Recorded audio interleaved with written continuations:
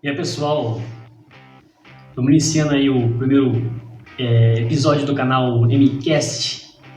Queria agradecer você e vai uma palminha aí.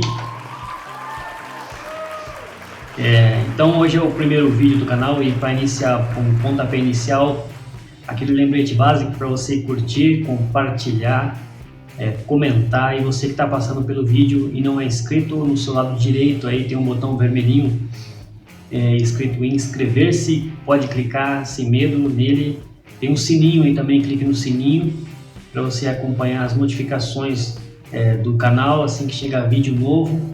E você que tem medo porque pensa que inscrever-se vai carregar o seu celular com mais informação, a memória vai ficar pesada, não vai, pode ficar tranquilo. O fato de inscrever-se no canal não vai sobrecarregar o seu celular, é apenas uma informação para você poder acompanhar os novos vídeos do canal, beleza? E compartilhe o canal também. Um pontapé inicial dentro dessa plataforma de podcast, confesso que não sei como vai ser ainda o andamento, porque o que eu sei sobre podcast, acredito que é o mesmo que você, se você tem acompanhado aí os grandes canais de podcast no YouTube. A informação que eu tenho de como fazer isso acontecer é assistindo. Então eu vou dizer para você que o dia a dia vai ensinar como fazer isso acontecer. Então, para início de conversa, eu queria contar um pouco da minha história. Eu tenho 40 anos, né? Meu nome é Michel, sou aqui da cidade de Marília, São Paulo.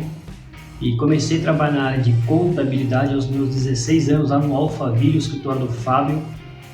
O sistema contábil Alphaville, o escritório está aberto até o dia de hoje. O escritório, conheço o Fábio, a gente mantém contato. Um grande abraço para o Fábio, gente boa. Antes do Fábio, eu trabalhei na Camisaria Lozano, do seu Adelino, e entrei lá também como serviço de rua, mas não era aquele nome office boy. E na época eu estava na Camisaria Lozano, vinha lá um rapazinho do escritório e pegar o movimento lá da loja. E na época eu olhei para aquele rapazinho e falei, puxa, quero ser office boy também. Veio aquele negócio comigo. E eu conversei até com o seu Adelino na época. Eu falei, queria virar office boy, eu queria trabalhar num escritório. E na época ele falou assim, Michel, legal, é uma área boa, mas vou te dizer o seguinte, vá no escritório, trabalhar em escritório, mas estude para você ser o dono do escritório, o contador, e não para ficar como office boy. Mas assim, vá, mas pense em crescer. Na época entrou por um ouvido e saiu pelo outro, porque eu nem sabia o que era ser office boy direito. E aí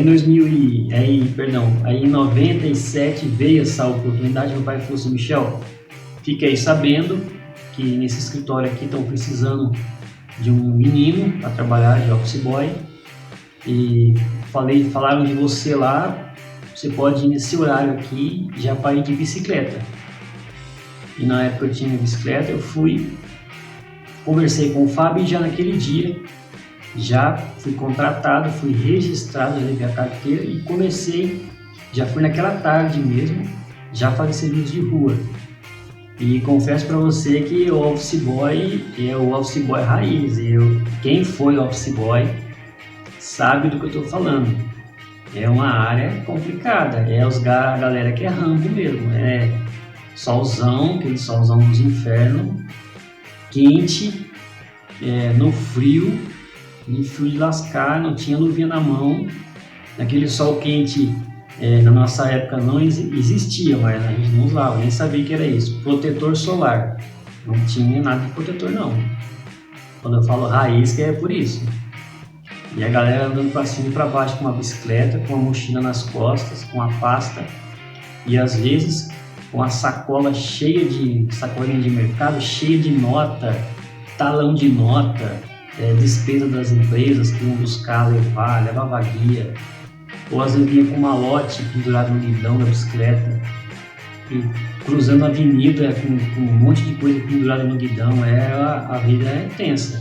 Fora aqueles dias, aquele sol insuportável, você ia na Receita Federal, entrava naquele ambiente com ar-condicionado, geladinho, aqueles caras assim, ó, limpinho, com aquela pelinha assim, ó, não tinha nada de sujeira, aquele cara assim, clean, e você entrava assim, mas suado, até o documento que você colocava a mão para entregar pro cara no guichê, ele já melava com suor, aquela cara cheia de espinha, com aquela cara de espancado assim. Era nós, os office boy. A gente se encontrava na Receita Federal, se encontrava no posto fiscal, se encontrava na prefeitura, tudo fila de banco, tava a galera lá. É o mesmo naipe, assim, estilo mochilinha nas costas, aquela cara de suado, suor, assim. E a galera, e essa era a vida do office boy. Eu fiquei no Fábio em 97. Quando foi trabalhando dentro do escritório, me começou a vir aquela vontade de querer aprender um pouco da rotina interna do escritório. Porque enquanto você é office boy, o máximo que você aprende, assim, você vai aprendendo alguma coisinha. Mas assim, você arquiva documento, tal, carimba. Mas assim, conhecer, que eu falo assim, não só a rotina, mas querer saber por que aquele código fiscal é usado naquela situação. O porquê que o cálculo da folha de pagamento é feito desse jeito, por que o tal cálculo é assim. Aí começou a despertar esse interesse. Aí na época o escritório assinava a IOB, que é uma empresa de consultoria, uma das maiores do país aí, acredito eu. E eles tinham uma assinatura e semanalmente vinham lá umas revistas com informações de novidades na área de legislação tributária, fiscal, trabalhista. E veio uma vez lá falando de um curso de departamento pessoal básico, né? E eu me inscrevi nesse curso, paguei a taxa na época e veio lá, eu fiz o curso básico departamento pessoal modelo 1 e fiz o modelo 2, ganhei o certificado dos 2 cursos. Depois fiz um terceiro curso também, que foi um de demonstrações contábeis, que apareceu na época. E não tinha mais nenhuma formação, eram esses cursos e veio aquela vontade, comecei a cutucar o Fábio para me ensinar, ele foi me ensinando. Comecei a fazer uns olerites, folha de pagamento, rescisão, fui conhecendo um pouquinho dessa rotina mais assim, a parte interna. Fui ficando no Fábio até o ano de 2004, mas nesse meio tempo veio aquela época tão sonhada de todo jovem brasileiro, que é o tal do tiro de guerra. Eita nós, em tiro de guerra! E eu fui para o tiro de guerra nos meus 18 anos, fui designado para servir mesmo, me manifestando que eu não queria servir. E aqui eu queria dizer um negócio seguinte: o tiro de guerra foi importante, eu creio que para todo jovem de 18 anos que for designado, vá, faça lá, você vai fazer muitas amizades, você vai conhecer a filosofia do exército também, um pouco da filosofia, e é muito boa, muito bom, por sinal. Mas assim, eu acredito que haveria uma, como é que eu posso dizer, uma contribuição melhor na vida da pessoa que vai servir o tiro de guerra se você escolher aquela pessoa que de fato quer seguir na carreira militar. Porque é feita uma pergunta, você passa por uma entrevista. Então tem situação que aconteceu comigo.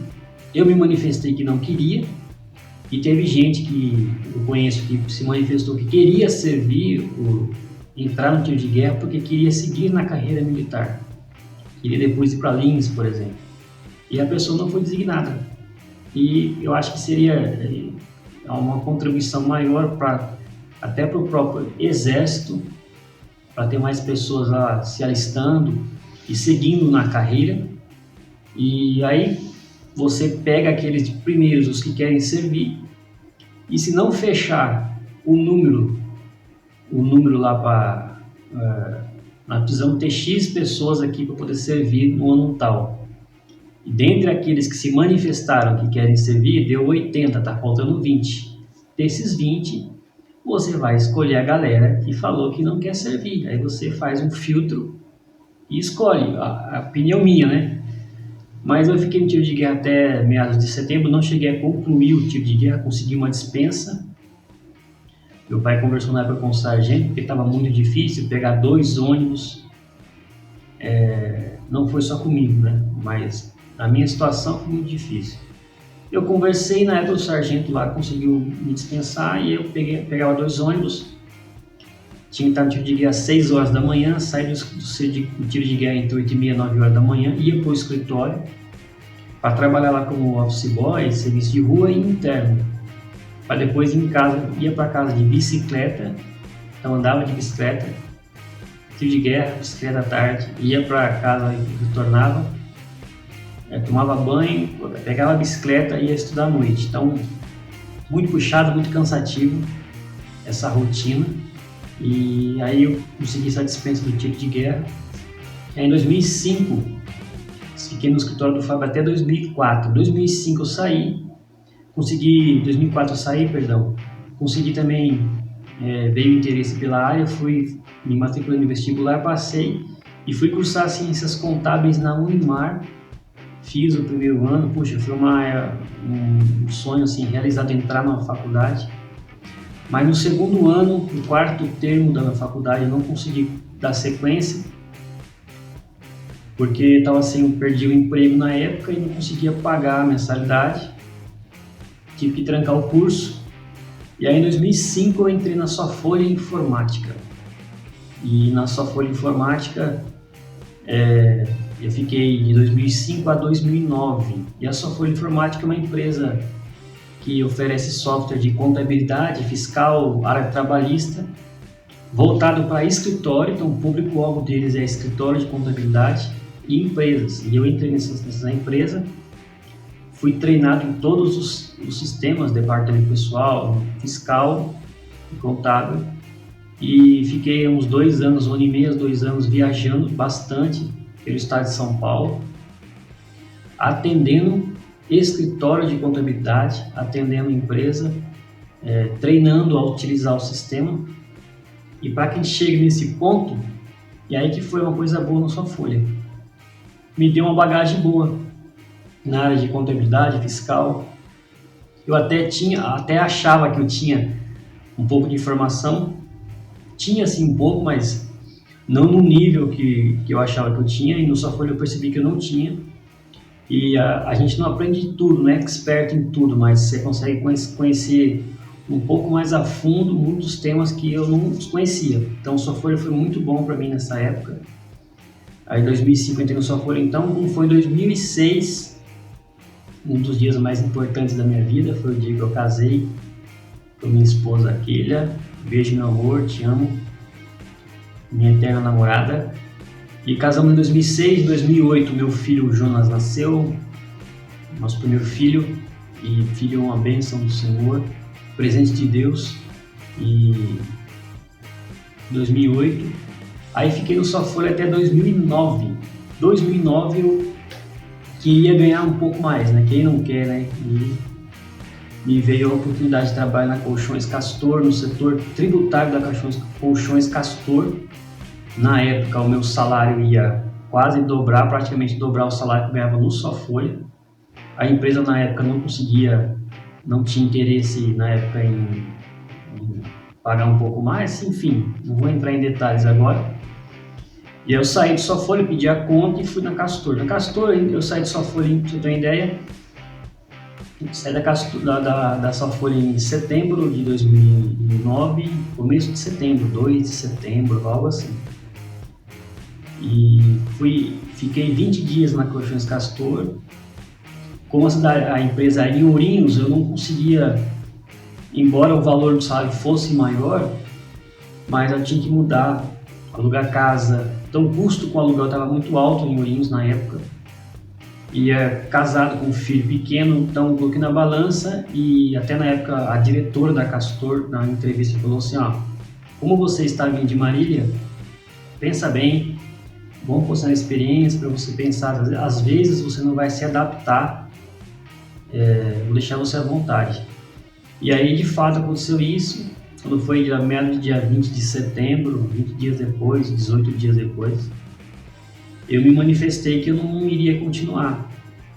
E Deus, em sua infinita graça e misericórdia, me colocou a Ana Maria, do escritório Soma Assessoria Contábil aqui da cidade de Marília, em contato comigo na época.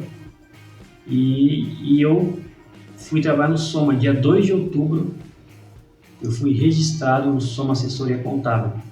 E a Colchões Castor, um detalhe que eu não falei, eu estava na experiência, pedi a conta, eles podiam descontar lá a multa da experiência.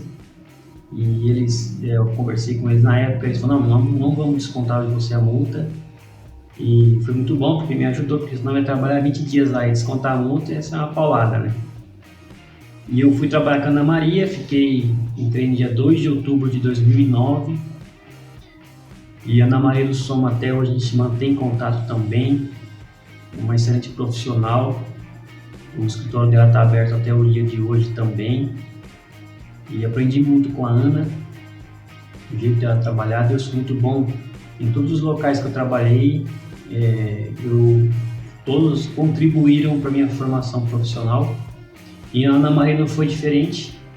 E além de todos esses que eu passei, ela ainda me deu um presente que foi assim, quando eu comecei a trabalhar com ela, em 2010 para 11, como eu estava com meu curso de bacharel trancado, eu fui e fiz o curso de técnico em contabilidade. Na época o técnico podia tirar o CRC, eu fiz. E aí, em 2011, eu estava com o CRC na mão, falei, eu já posso montar um escritório.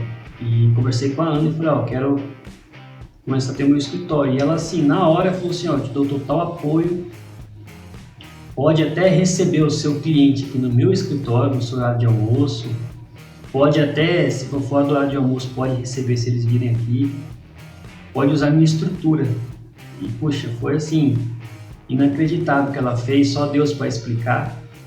E aí comecei a divulgar, né? Aí fiz cartão, aí eu boca a boca, parente, pessoal da família, os amigos, os colegas, escola, igreja, e por aí vai.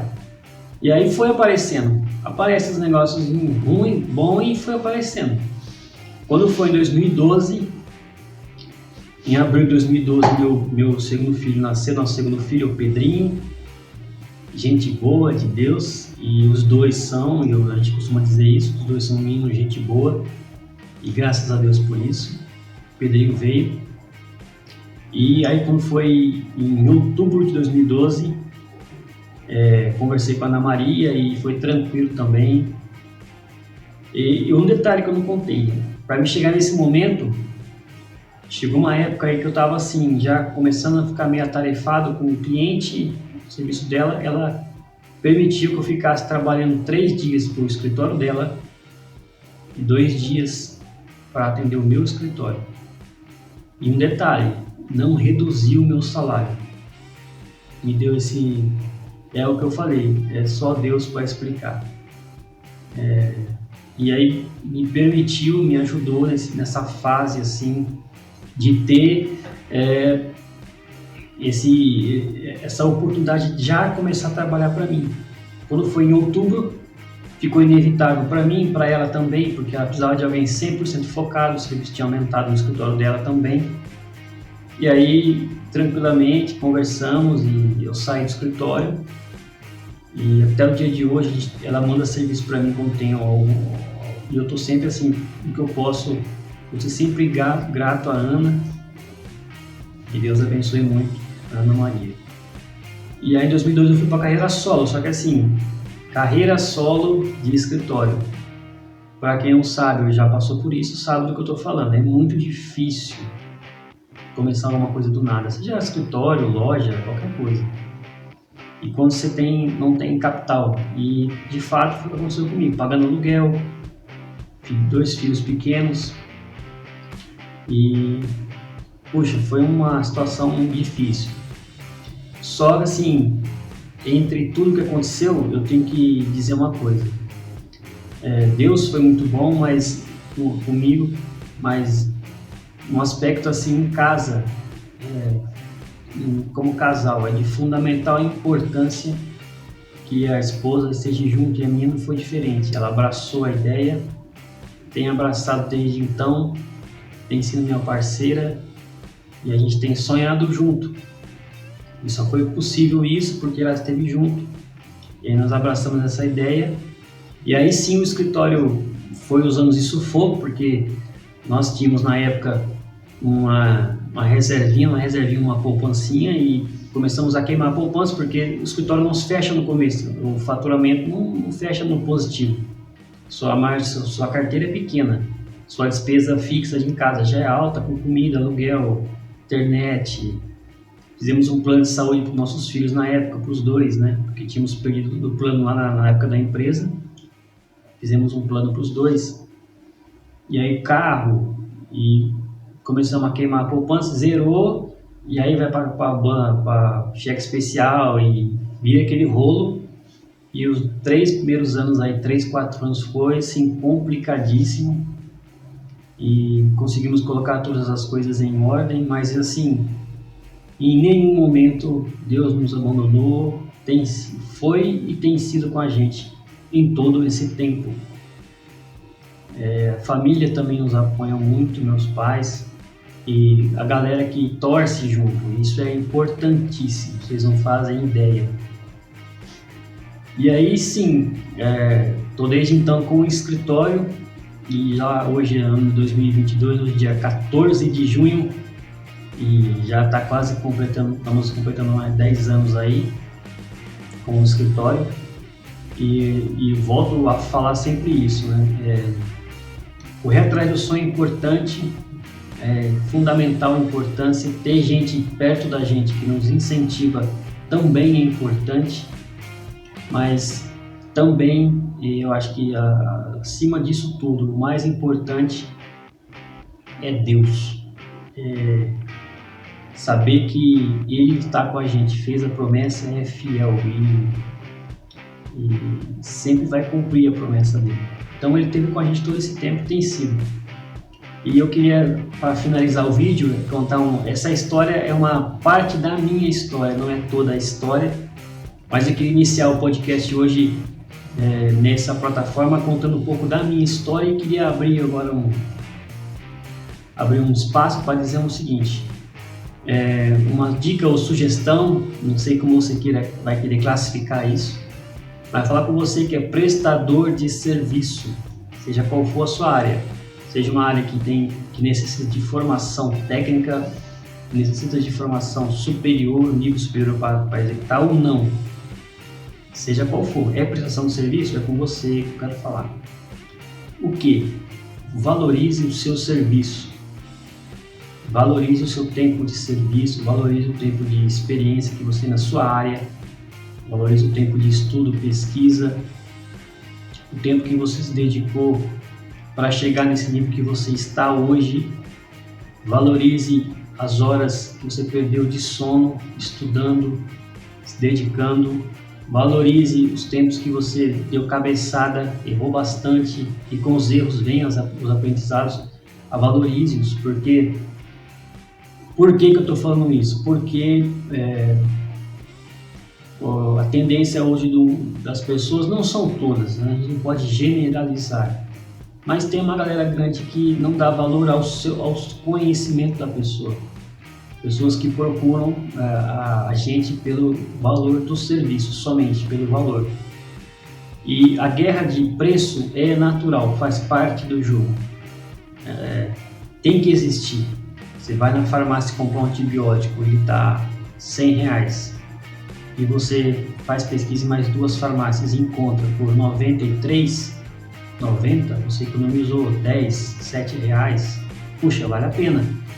Você procura um serviço e o cara te cobrou R$500, você faz uma pesquisa de mercado e encontra por R$420, R$430, até R$400, faz parte do jogo. O que não faz parte do jogo é a guerra de preço desleal. O que eu falo desleal?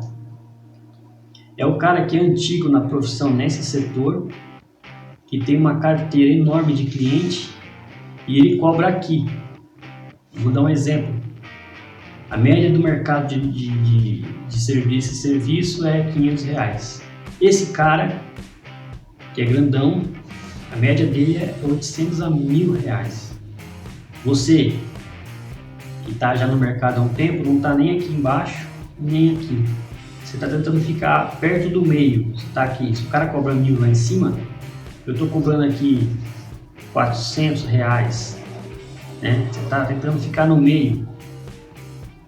Só que aí tem um cara aqui embaixo que ele cobra o mesmo serviço, 150. 150. E você está cobrando 400. E tem um cara que cobra 1.000, outro que cobra 1.500. Aí o que acontece?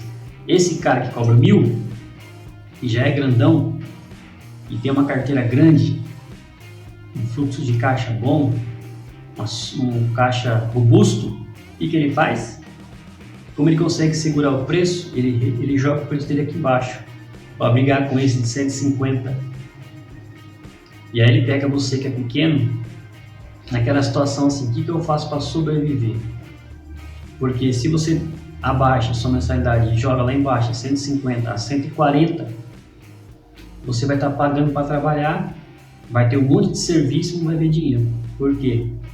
Porque você teve que reduzir, porque o cara que é grandão, que está nessa concorrência desleal, tem praticado isso. E aí vem esse cliente que te procura porque ele está atrás de preço.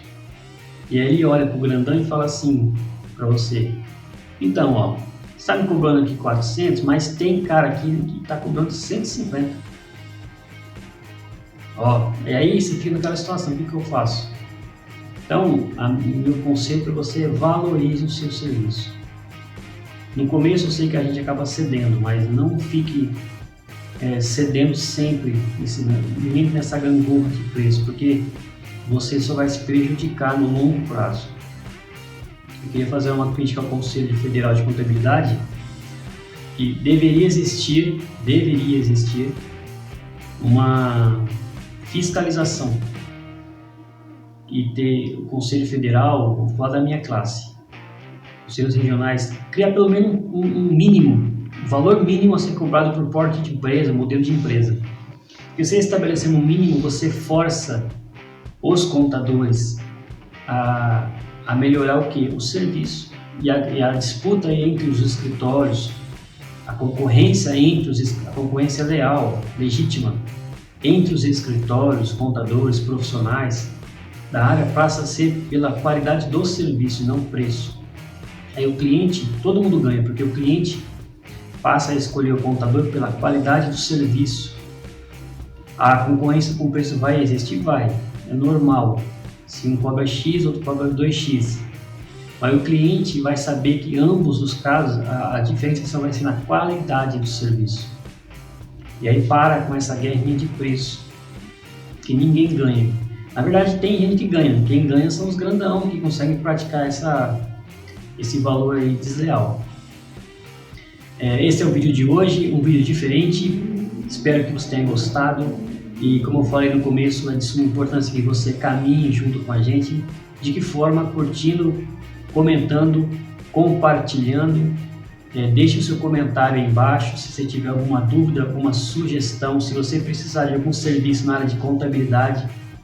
No nosso canal tem nossos contatos aí, telefone, WhatsApp e e-mail. E mais uma vez, compartilhe o nosso canal, clique lá, mande lá no grupo de WhatsApp da sua família, dos amigos, grupo de WhatsApp do futebol, da escola, da igreja, da faculdade. E fala pro pessoal assim: ó, pessoal, vamos dar uma força pro canal aí, tá iniciando, um canal aqui na nossa cidade, nossa região. Conto com a sua ajuda, com a sua colaboração e agradeço imensamente a sua audiência e espero que você esteja com a gente e até o próximo vídeo. Deus abençoe a todos.